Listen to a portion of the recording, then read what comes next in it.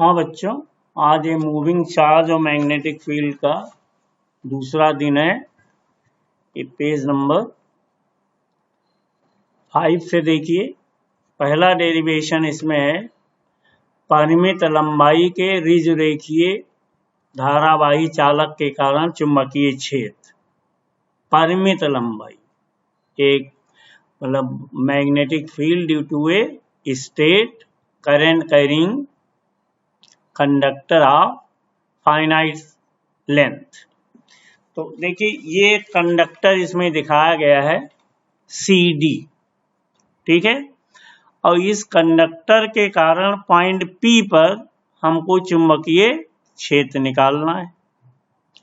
यहाँ पे एक पॉइंट एक Q लिया गया है और Q से P की दूरी क्या दिखाई गई है, R। और इस तार का जो वायर लिया गया, इसकी एक स्मॉल लेंथ ली गई EF, जिसकी लेंथ कितना है, डेल्टा L।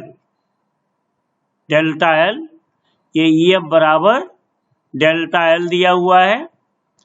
और इसमें यहाँ पे EP की दूरी x दिखाई गई है और ये जो एंगल है FPE, ये है डेल्टा फाई, ये बहुत छोटा सा एंगल है। और एक अपर पॉइंट D है, इसकी लंबाई हम कम अधिक कर सकते। अगर ये D पॉइंट अनंत तक चला जाए तब जो एंगल बनेगा QPD तो 90 डिग्री हो जाएगा।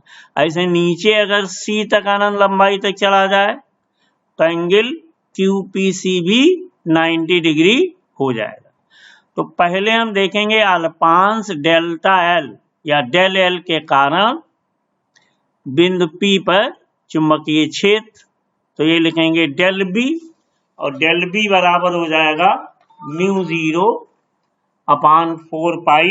ये डेरिवेशन आप पहले कर चुकी हैं बायो-सेवर्ट्स लॉ से।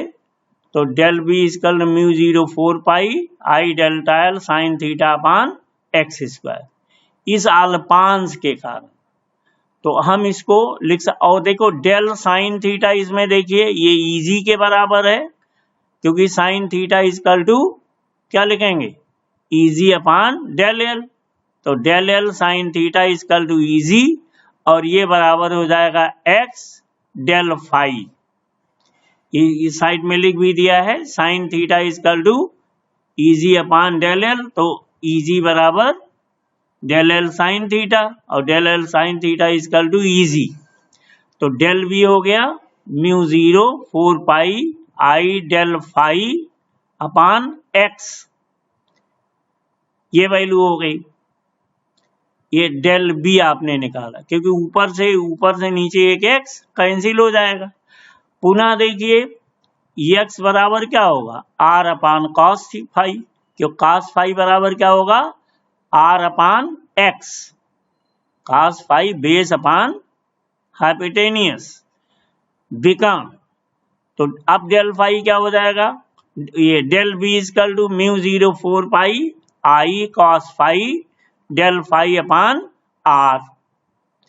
अब देखिए ये कोण, ये φ1 और φ2 दो कोण दिखाए गए हैं। φ1 नीचे की ओर और φ2 ऊपर की ओर, ये दिखाए गए। तो पूरे चालक CD के कारण बिंदु P पर चुंबकीय क्षेत्र क्या होगा। तो जो कांस्टेंट है इसमें बाहर ले लो, B equal to μ0 I upon 4 pi, R भी बाहर हो जाएगा, बचेगा क्या, cos phi d phi, cos phi d phi या डेल फाई। और लिमिट कितना है, नीचे कोण है -φ1 और ऊपर φ2, वही θ1 से θ2, φ1 से φ2। तो ये वैल्यू हो जाएगी μ0 4 पाई I अपान R, और साइन फाई लिखेंगे और लिमिट लेंगे θ1 से θ2, ठीक है। ये सॉरी -θ1 से θ2, ये φ1 φ2 है। इक्वल टू क्या हो जाएगा, μ0 I अपान 4 पाई R और साइन φ2 प्लस साइन φ1। अब विशेष स्थितियां क्या होगी, अगर φ1 बराबर φ2 मतलब अनंत लंबाई का चालक है तो ये एंगल जो है 90 डिग्री की ओर शिफ्ट होता जाएगा। तो उस केस में sin 90 इक्वल टू 1 और sin 90 भी 1, तो ये 1 + 1 2 हो जाएगा, μ0 4 पाई I/r हो जाएगा। एक बार दूसरा, यदि बिंदु P चालक के सिरे के समीप हो, निकट हो, r दूरी पर हो, तब φ1 क्या हो जाएगा π/2 और φ2 क्या हो जाएगा 0, तब क्या हो जाएगा B = μ0 4 पाई I/r। तो इस तरह से ये डेरिवेशन पूछा आता है अनंत लंबाई का या परमिट लेंथ का कोई कंडक्टर है तो उसके समीप चुंबकीय क्षेत्र कितना होगा। अब देखिए आगे, वृत्ताकार धारावाही कुंडली के अक्ष के अनुदेश चुंबकीय क्षेत्र। ये कोई वृत्ताकार कुंडली है दिखाया गया है जिसमें तार के n फेरे हैं। अब इसका भी हम एक अल्पांश ले लें ऊपर और नीचे। ये अल्पांश कितना है delta L, A B point से दिखाया गया है। नीचे भी ये डेल्टा एल, इसको कहा गया ए डैश बी डैश। तो जब यहाँ पे बायो सेवर्ट्स लॉ लगाएंगे डेल्टा एल के कारण ये बिंदु P पर चुंबकीय क्षेत्र, तो चुंबकीय क्षेत्र यहाँ पे देखिए जो आएगा, ये मिडिल पॉइंट सेंटर है, सेंटर से बिंदु P की दूरी x है और ऊपर जो डेल्टा एल है यहाँ से और ये दूरी जो अल्पांश है ये दूरी r है, ऐसे नीचे भी दिखाया गया। तो अब इसके देखिए चुंबकीय क्षेत्र डेल्टा बी के दो घटक होंगे, एक ऊर्ध्वाधर और एक क्षैतिज। तो क्षैतिज में हो जाएगा डेल बी साइन अल्फा, अगर एक कोण अल्फा हो तो, और ऊपर हो जाएगा perpendicular del B cos alpha. ऐसे नीचे वाले अल्पांश के कारण नीचे डेल बी कॉस अल्फा और दूसरा डेल बी हो जाएगा। तो इसका रिजल्टेंट किधर देखो, डेल बी कॉस अल्फा और डेल बी कॉस अल्फा एक दूसरे कैंसिल कर देंगे, निरस्त कर देंगे, ठीक है। और ये रिजल्टेंट किधर ना हो जाएगा, ये वैल्यू हो जाएगी del B sine alpha. Del B sine उसके अनुदिश केंद्र से x दूरी पर, ये कितना है रिजल्टेंट जो दिखाया गया डेल बी अल्फा, क्योंकि डेल बी कॉस अल्फा एक दूसरे को कैंसिल कर देंगे। तो अब आप देखिए डेल बी क्या लिखेंगे, डेल बी लिखेंगे μ0/4 पाई I delta L sine theta upon r square, और साइन थीटा साइन 90 परपेंडिकुलर होगा इक्वल टू 1।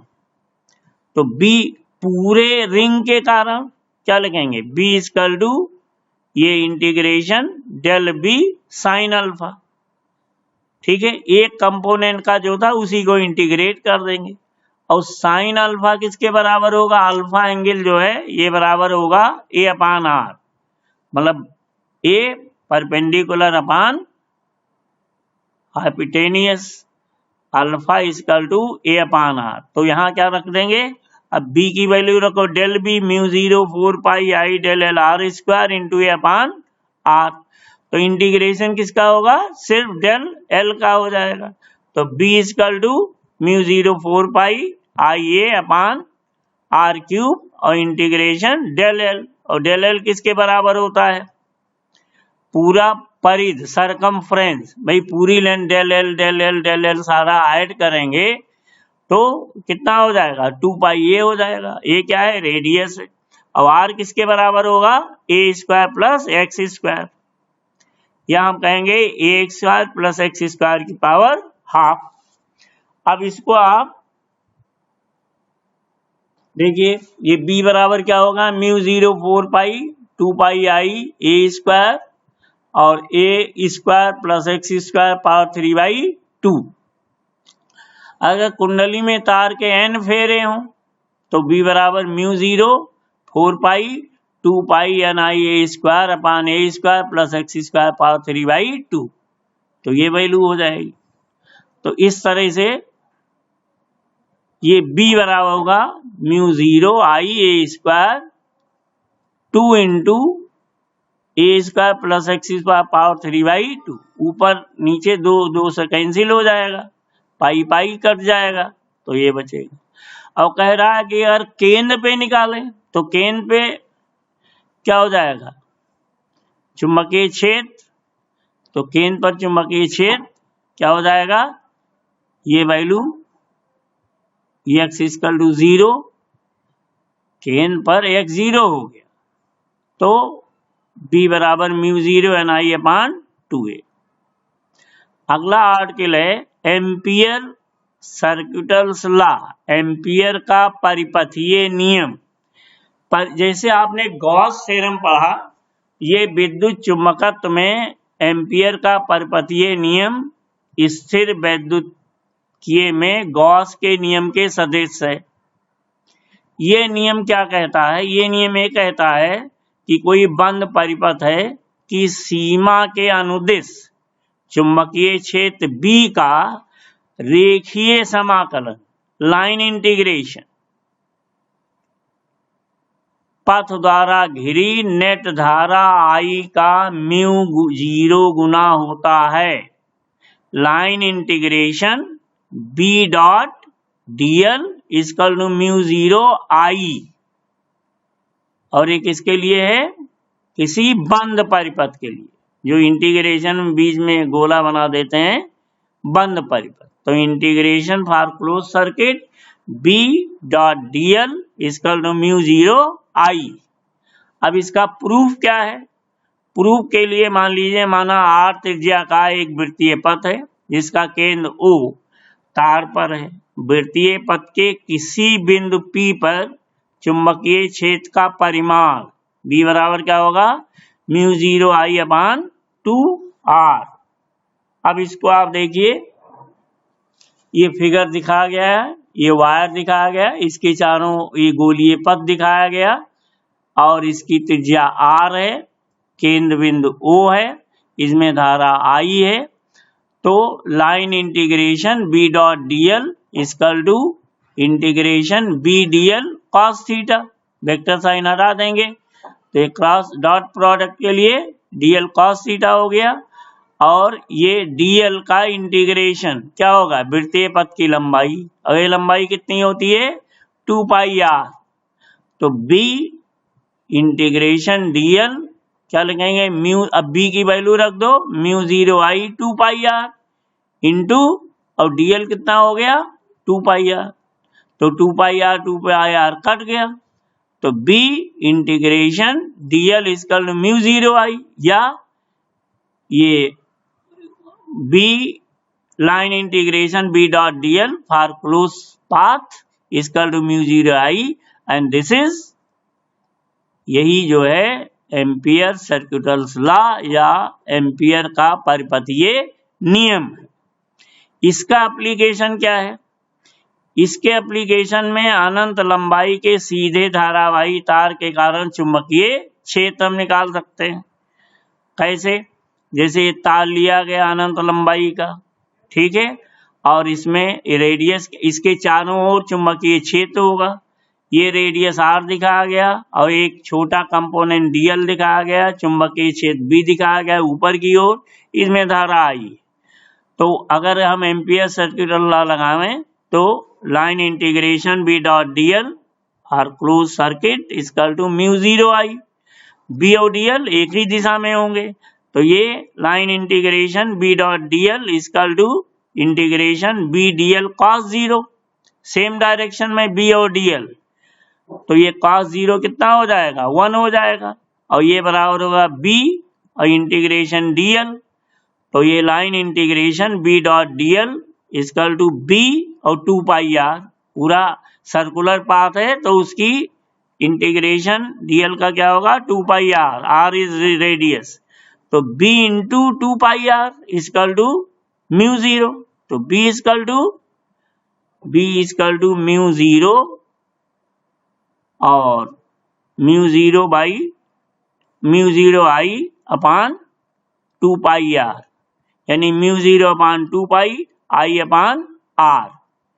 यहाँ पे भी ये मिसप्रिंटिंग है थोड़ी सी, ये = μ0 I है, B × 2πr = μ0 I, तो ये हो जाएगा B क्या हो जाएगा, μ0/2 pi into I upon R, ये डेरिवेशन। तो ये 4 डेरिवेशन है आज के लिए। ये जो नीचे वाला जरूर करेक्ट कर लीजिएगा, ये b into 2 pi R equal to mu zero I कर दीजिएगा, b equal to mu zero upon 2 pi I upon R. तो इस तरह से इसको हम ये डिराइव कर सकते हैं। तो आज के लिए इतना ही है, अभी इसमें 2 दिन और लगेगा इस टॉपिक में, फिर ये भी टॉपिक हो जाएगा। तो इसको आप लोग अच्छी तरह से पढ़ती रहिए, डेरिवेशन लिख करके कर लिया कीजिए। कहीं कोई कंफ्यूजन होता है तो आप पूछ लीजिए, या बुक्स ले लिया हो तो उससे आप मिला के कर लिया कीजिए। बस आज के लिए इतना ही, ठीक।